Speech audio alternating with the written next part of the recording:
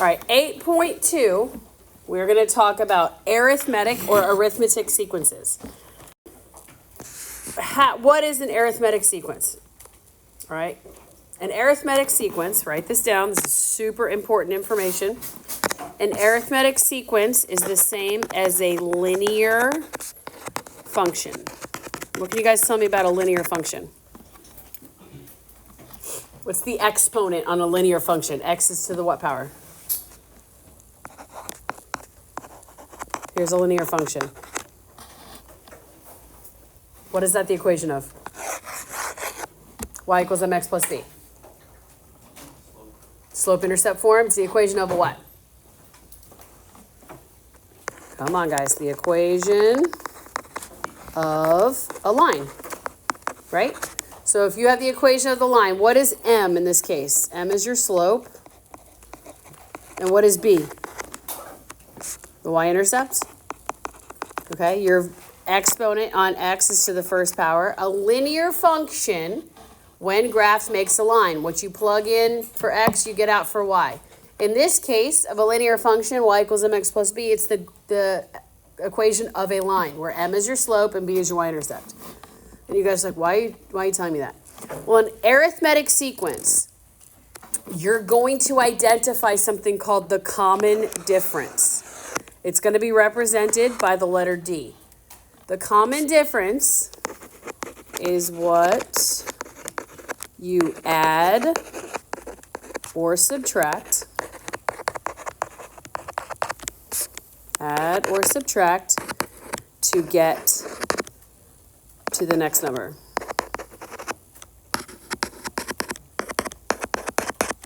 It is constant.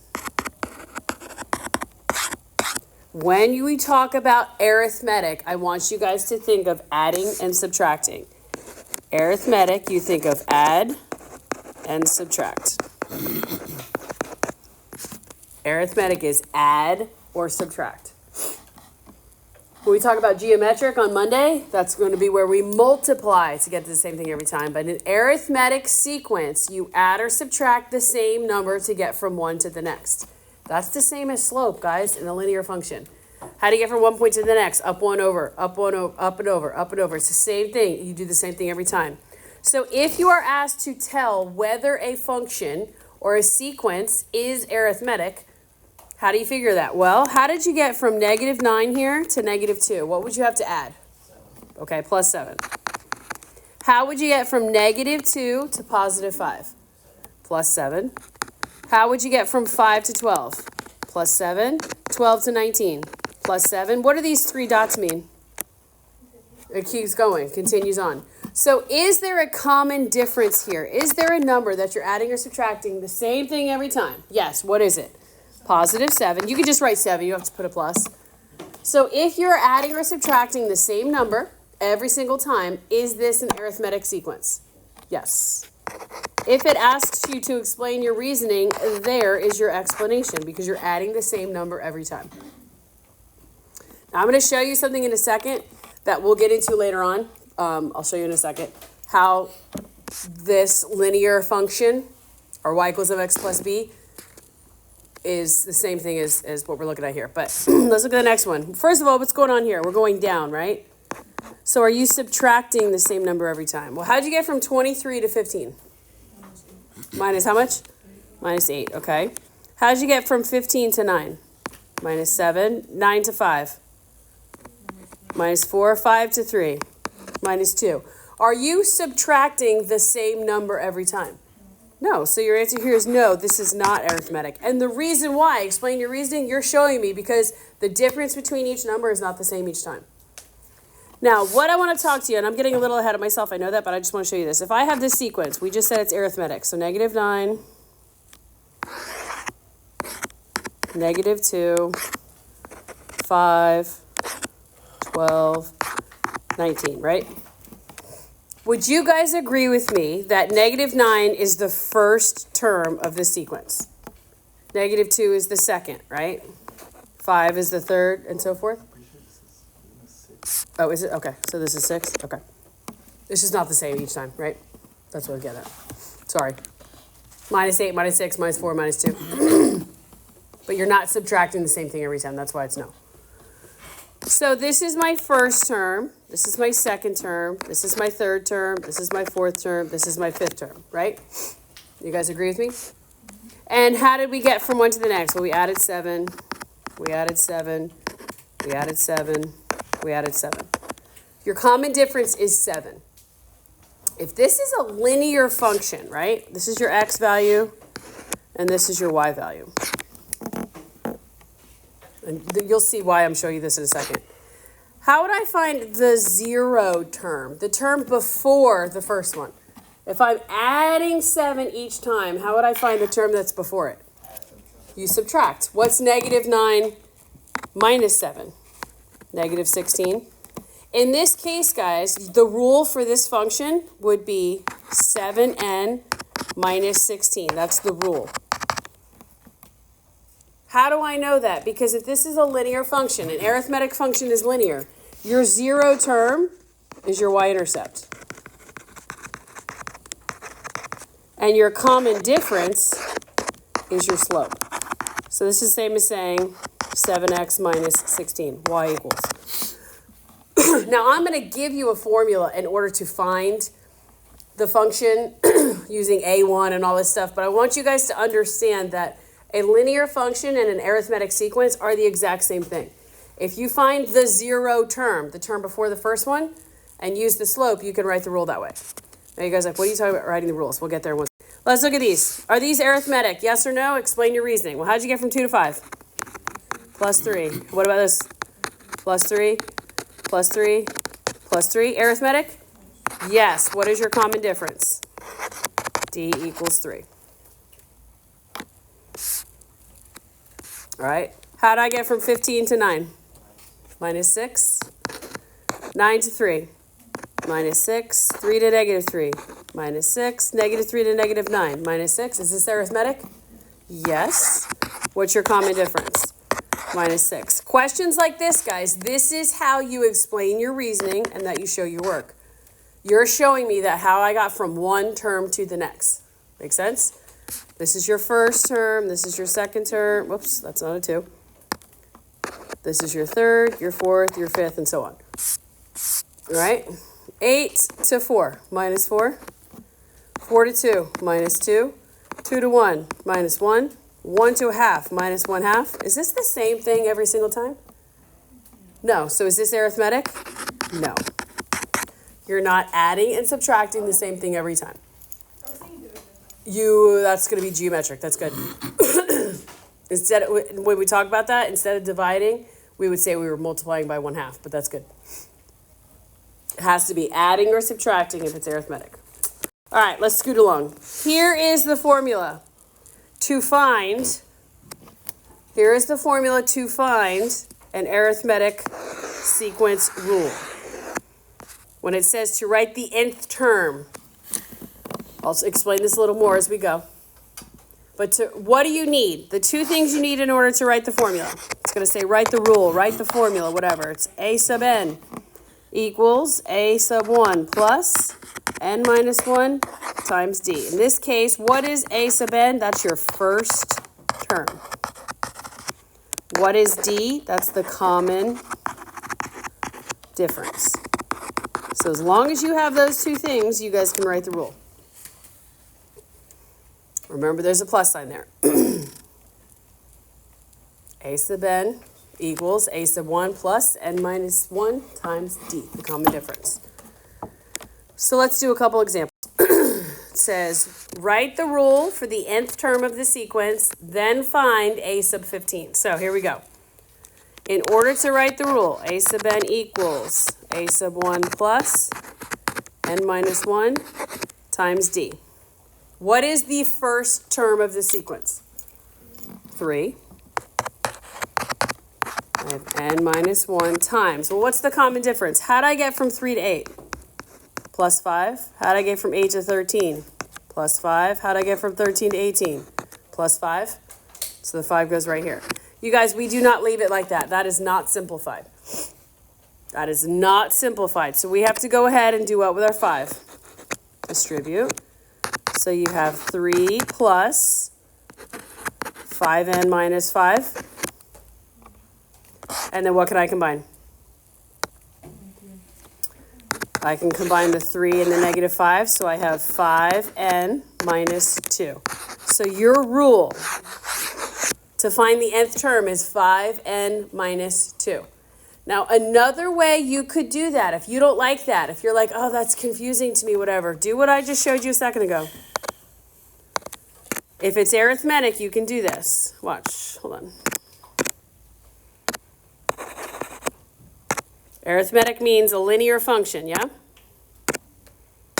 So, this is my first term, this is my second, this is my third, this is my fourth.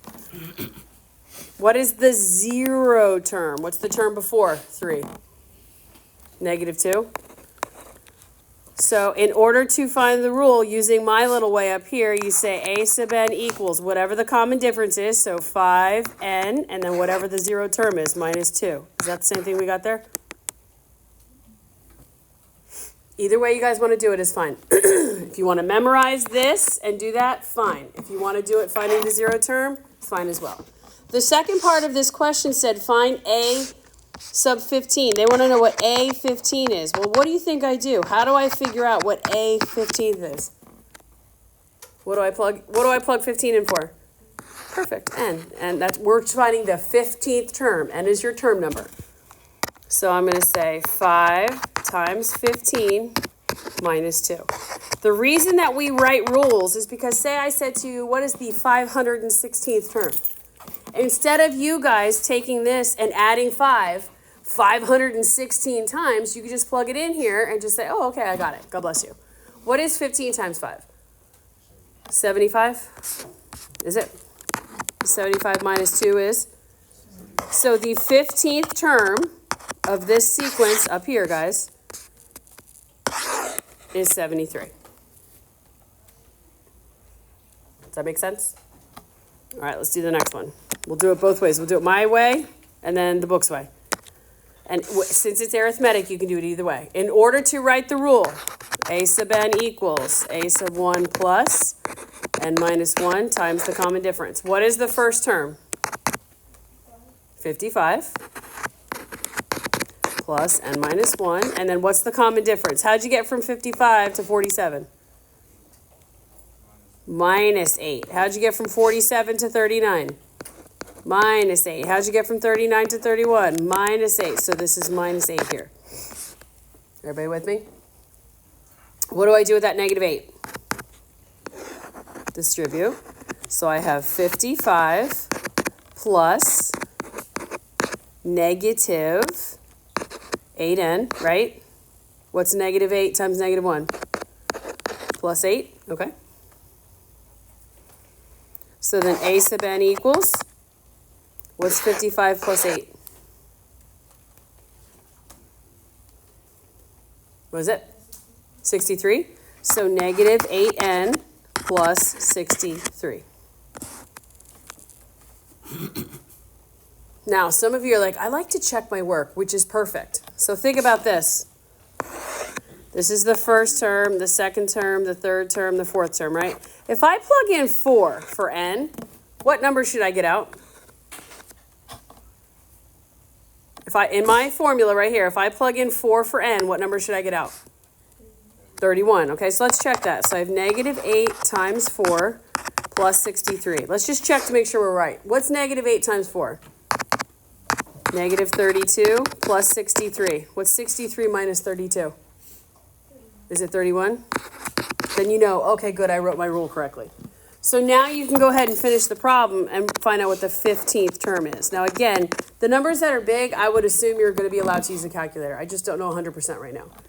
So to find the 15th term, I'm going to take negative 8, I'm going to times it by 15, and add 63 to it. What is negative 8? Let's say it one more time. Negative 8 times 15. I need a consensus from everyone.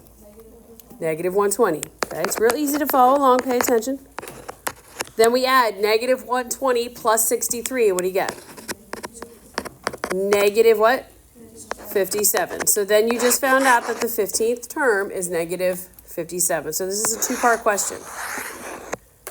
Now again, if we go back up here and say, I don't want to do all that work, I don't want to do the a sub n and n plus 1 and all that stuff, I need you guys to look at this and say, okay, what is the 0 term?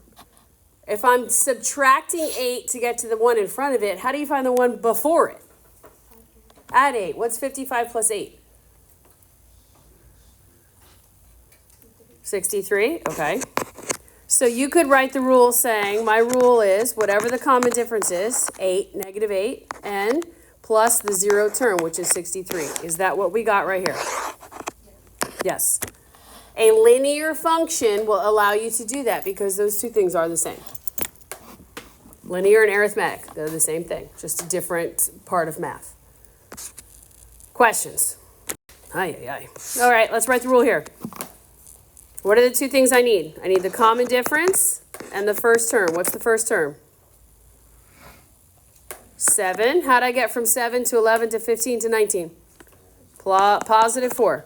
So I will say a sub n equals the first term plus n minus 1 times the common difference. My first term is 7 plus n minus 1 times 4. What do I do with that 4? Distribute. So 7 plus 4n minus 4. What do I do with the 7 and the negative 4? Combine them. So it's 4n, what? Plus 3. Okay, so there's your rule.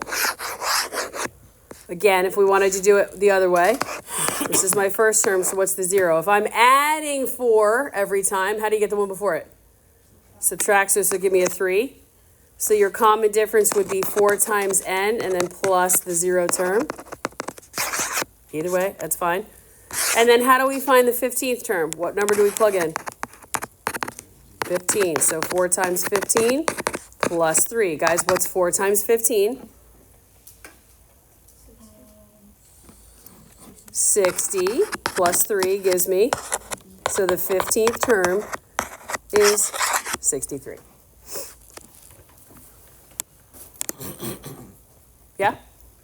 All right, I'm going to go do the second part now because then that gives us the opportunity to do our homework for tomorrow. So when we talk about the sum of a finite arithmetic series, you guys are like, what? All right, let's first talk about this. What does the word sum mean? To do what? To add, okay? What does the word finite mean? What does infinite mean? Never what? Never ends. So what does finite mean? It always ends. This has an ending. It ends. And arithmetic, I know I'm adding or subtracting the same thing every time, right? So here is the formula that you guys need for this. It's the sum of all these numbers equals n times a sub 1 plus a sub n over 2.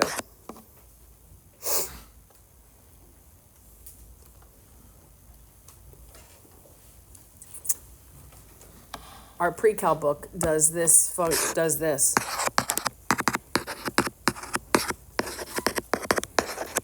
think I like that one better. We're going to go with this. Our pre-cal book writes it that way. It's the same thing. I just like the way that looks better. Now let's talk about what all these pieces are. N is the number of terms. And I'm going to say this. You want to say top minus bottom. I'll explain this in a second. Plus 1. What is a sub 1? The first term. Good. And a sub n is the last term. All right. First term is a sub 1. The second term is, or the last term is a sub n. And how do you find out the number of terms? So here's where we're going to go with this. Let me show you.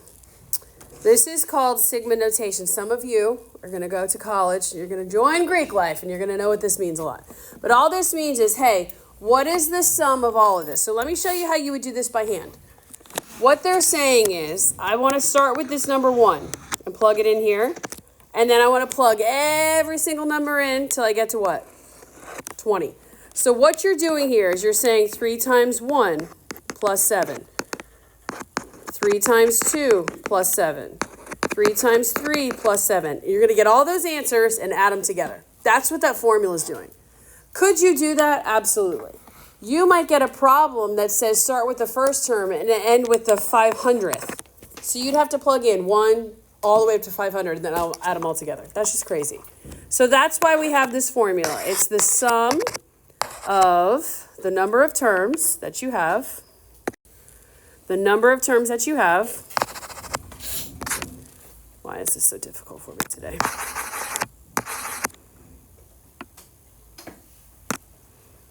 It's n.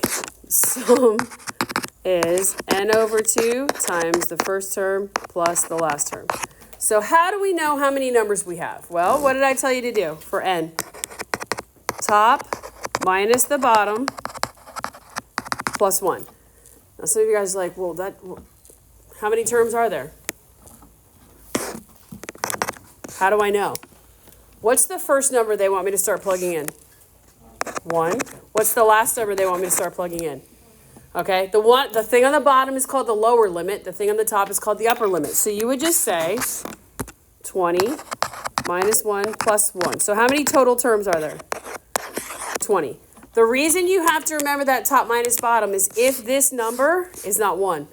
Say it said start with number 4. So how many terms would there be? Well, it's 4, 5, 6, 7, 8. You have to count 4. You have to count 20. It's not 16 terms. It's actually 17. So if you just remember top minus bottom plus 1, you'll always get the number of terms correct. So how do I figure out what the first term is? A sub 1. What number do I plug in? If they're telling me to start with the first term, what do I plug in for 1? What do I plug in for I should say? 1. So 3 times 1 plus 7. Let's find out what the first term is. 3 times 1 is 3 plus 7 is 10. Okay, there's your first term. A sub 1 is 10. How do I figure out what the last term is? A sub 20. Perfect. That's the upper limit. So I'm going to say, okay, well, when I plug in 20, let me see what I get here. What's 3 times 20? 60 plus 7 is 67. Now I have everything I need. I can find out what happens when I plug in 1, 2, 3, 4, 5, 6, 7, 8, 9, 10, 11, 12, 13, 14, 15, 16, 17, 18, 19, 20. Get all those answers and then add them together with just this little formula. So how many numbers do I have total? 20 divided by 2. And then I have a sub 1 is 10 plus 67. When we are working this out, guys, what do we do first? Parentheses or the outside stuff?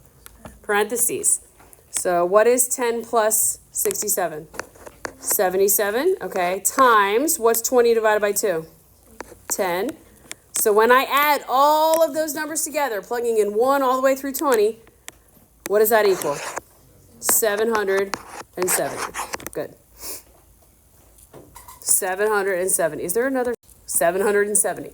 So let's do these next ones, and you guys will be ready to do both parts of your homework. No problemo. All right, let's think. Here's our formula. S sub n equals n over 2 times a sub 1 plus a sub n. I got to find those three things first. I have to find out, first of all, how many numbers I'm talking about. So my n is the top number, 10, minus the bottom, plus 1. So how many numbers total am I talking about? 10. Perfect. It says to start off plugging in what number? 1. So my a sub 1 is just 9 times 1, which is 9. And then it wants me to stop plugging in at what number? 10. So my a sub n is 9 times 10, which is 90. Now that I have those three, guys, you just throw it in that formula. What's your n value?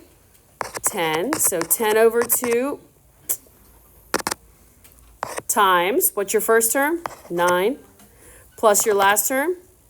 90. Simplify parentheses first. 9 plus 90 is 99. 10 divided by 2 is 5. So the sum of the first 10 numbers of this sequence is what's 99 times 5? 99 times 50, or 99, yeah, times 5. What is it? 495. There you go. Makes life a lot easier when you have the formula rather than having to plug in 1, 2, 3, 4, and then adding all those together. So again, same thing. I need to find how many numbers I'm talking about. Top minus bottom plus 1. How many total numbers? 12. It's not always the number on top. It depends. If it starts at 1, it is. If not, then you got to figure it out. The first term, I have to plug in what number? 1. So I'm going to say 7 times 1 plus 2. What's 7 times 1? Plus 2 is? Perfect. And then I have to find the last term. So I'm plugging in what number? Perfect. 7 times 12 plus 2. What's 7 times 12? 7 times 12. 84. Okay, plus 2 is 86. So there's all the info I need. I'm going to say n over 2. So 12 divided by 2 times 9 plus 86. I would assume you guys are going to be able to use a calculator. Not 100%, that's why we're not using one right now, but I'll talk to Ms. Carver after school. What's 86 plus 9? 95, okay, so 95 times, what's 12 divided by 2? 6. So what's my sum, guys? 570, okay. You guys might do one of these and the number is ginormous. That's okay. God bless you, no big deal. Again, let's follow the same steps. How many numbers am I talking about? N equals top minus bottom plus 1. How many total numbers? 20. What is the first term? Negative 4 times 1 plus 6. What's negative 4 times 1? Negative 4 plus 6 is 2. Okay. Then the last term, we're going to plug in 20. So I have negative 4 times 20 plus 6. What's negative 4 times 20? Negative 80 plus 6 is? Negative 80 plus 6. Negative 74, okay? Negatives are okay. So I have n over 2, 20 over 2 times my first term plus the last term. What's 2 plus negative 74? Negative 72. What's 20 divided by 2? 10. So what's the sum here, guys? Negative 720. Is it okay that my number is negative? Yeah. What do you guys know about this sequence? Since the common difference is negative, are the numbers getting bigger as it goes along, or are they getting smaller? If your common difference is negative, that means you're subtracting every time. So what's happening? Is your sequence numbers getting bigger, or are they getting smaller? Smaller. Good. Very good. All right. Does anybody have any questions?